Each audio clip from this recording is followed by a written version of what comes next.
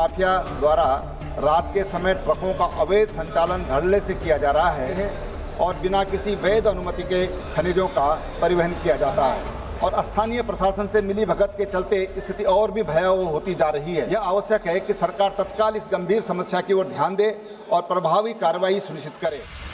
देवभूमि की सियासत में फिर मंडराए संकट के बादल। अपनों पर हो रही ताबड़तोड़ आरोपों की बौछार, निजाम पर लटक रही तलवार, विभीषण लंका ढहाने को बेकरार। 90 के दशक में आई एक फिल्म में एक गाना था, हमें तो अपनों ने लूटा, गैरों में कहां दम था, मेरी किश्ती वहां डूबी जहां पानी कम था। उत्तराखंड की सियासत इन दिनों कुछ इसी फलसफे पर आगे बढ़ती हुई नजर आ रही है। उत्तराखंड में इन दिनों सियासत में भूचाल आया है। लगातार चर्चाओं के बाजार गर्म हैं कि क्या एक बार फिर उत्तराखंड में निजाम पर संकट खड़ा हो गया है। ये सवाल इसलिए कि अचानक अपनों ने ही अपनों पर हमलों की बारिश कर दी है। उत्तराखंड में पिछले 8 सालों में 3 मुख्यमंत्री बदल चुके हैं। इतना ही नहीं, बीजेपी ने अपनी 14 सालों की सरकार में 7 मुख्यमंत्री बदल दिए। यही वजह है कि उत्तराखंड को मुख्यमंत्रियों की प्रयोगशाला कहा जाता है। 2021 में तीरथ सिंह रावत के इस्तीफे के बाद पुष्कर धामी को मुख्यमंत्री बनाया गया।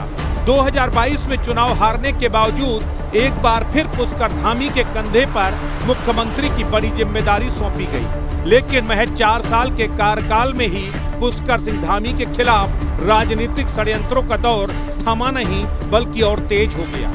लोकसभा में उत्तराखंड के हरिद्वार से सांसद और उत्तराखंड के पूर्व मुख्यमंत्री त्रिवेंद्र सिंह रावत ने संसद में एक सवाल पूछा। खुलेआम कह दिया कि उत्तराखंड में धड़ल्ले से अवैध खनन चल रहा है, ओवरलोडिंग का खेल खेला जा रहा है। अगर यकीन न हो तो जरा ये बयान सुन लीजिए। मैं आज इस एक बहुत ही गंभीर और संवेदनशील विषय की ओर आपका ध्यान आकर्षित करना चाहता हूं। उत्तराखंड के देहरादून, हरिद्वार, नैनीताल और उधमसिंह नगर जिलों में रात के समय अवैध रूप से संचालित खनन ट्रकों से संबंधित है। यह मुद्दा न केवल कानून और पर्यावरण सुरक्षा के लिए खतरा बनता जा रहा है बल्कि आम जनता की सुरक्षा को भी गंभीर रूप से प्रभावित कर रहा है। यह देखा गया है कि राज्य सरकार और प्रशासन के स्पष्ट निर्देशों के बावजूद खनन माफिया द्वारा रात के समय ट्रकों का अवैध संचालन धड़ल्ले से किया जा रहा है। इन ट्रकों में भारी मात्रा में ओवरलोडिंग की जाती है और बिना किसी वैध अनुमति के खनिजों का परिवहन किया जाता है।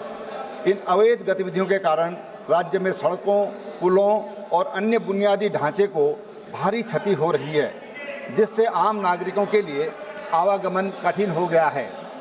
सबसे अधिक चिंताजनक बात यह है कि इन ट्रकों के लापरवाह और तेज गति से संचालन के कारण सड़क दुर्घटनाओं में लगातार वृद्धि हो रही है। कई निर्दोष लोगों की जान जा चुकी है और कई घायल हुए हैं। ट्रक चालकों के द्वारा ट्रैफिक नियमों की अनदेखी, नशे की हालत में वाहन चलाना और स्थानीय प्रशासन से मिलीभगत के चलते स्थिति और भी भयावह होती जा रही है। यह आवश्यक है कि सरकार तत्काल इस गंभीर समस्या की ओर ध्यान दे और प्रभावी कार्रवाई सुनिश्चित करे। मैं केंद्र सरकार और उत्तराखंड राज्य प्रशासन से आग्रह करता हूं कि अवैध खनन गतिविधियों को रोकने के लिए एक विशेष टास्क फोर्स गठन किया जाए। रात के समय ट्रकों के संचालन पर पूरी तरह से प्रतिबंध लगाया जाए और सख्ती से उसकी निगरानी की जाए। ओवरलोडिंग रोकने हेतु सभी मुख्य मार्गों पर चेक पोस्ट लगाए जाएं और दोषी ट्रक मालिकों और खनन माफियाओं पर कठोर दंडात्मक कार्रवाई की जाए। इस मामले में संलिप्त अधिकारियों की जिम्मेदारी तय की जाए और लापरवाही बरतने वालों पर कठोर अनुशासनात्मक कार्रवाई की जाए। त्रिवेंद्र सिंह रावत ने इशारों में कह दिया कि सरकार की मिलीभगत से ही अवैध खनन का पूरा खेल चल रहा है। त्रिवेंद्र सिंह रावत ने संसद में सवाल क्या उठाया, कांग्रेस की बाछें खिल गईं। कांग्रेस ने सीधे तौर पर सरकार से 5 सालों का श्वेत पत्र मांग लिया। कह दिया कांग्रेस तो विपक्षी पार्टी है, आरोप लगाएगी ही, लेकिन अब तो सत्ताधारी दल भाजपा के सांसद ही खुले तौर पर सरकार के खिलाफ अवैध खनन करवाने का आरोप लगा रहे हैं। सवाल केवल अवैध खनन का नहीं बल्कि जिस तरह उत्तराखंड में मंत्री प्रेमचंद अग्रवाल का इस्तीफा हुआ, उस स्थिति के बाद भाजपा में ही कई धड़े खुलकर सामने आ गए।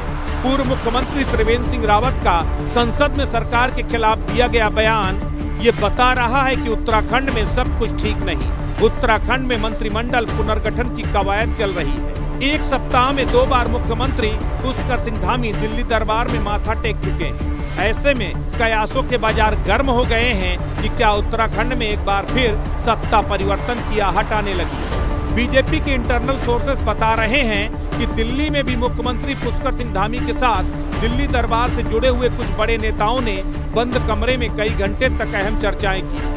सबसे बड़ी बात यह है कि इस वक्त उत्तराखंड की सियासत में जो नैरेटिव सेट करने की कोशिश की जा रही है वो बीजेपी के बहुत हित में नहीं है। हाल के समय में हुई कुछ ऐसी घटनाएं आशंकाओं को और मजबूत बनाती हैं।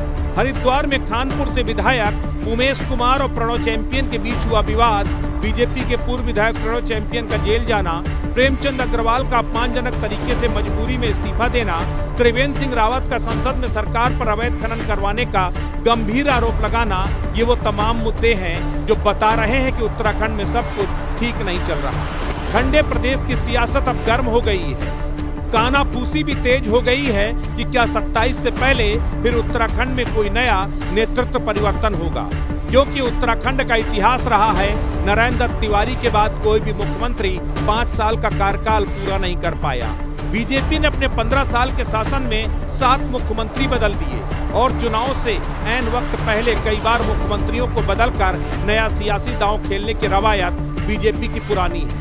ऐसे में इस वक्त विपक्षी खेमा तो सिर्फ टकटकी लगाकर सत्ताधारी दल के बीच चल रही नूरा कुश्ती पर नजर गड़ाए बैठा है। वो तो यही कह रहा है कि जिस दल में दोस्त इतने अच्छे हों तो उसे किसी भी विपक्षी या फिर दुश्मन की जरूरत ही क्या है।